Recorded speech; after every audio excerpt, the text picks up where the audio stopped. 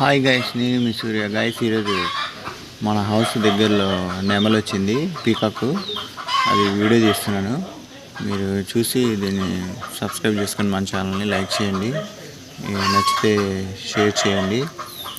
చూశారు కదా, అందరికీ అవకాశం దొరకదు పీకాక్ చూడాలంటే దగ్గరికి.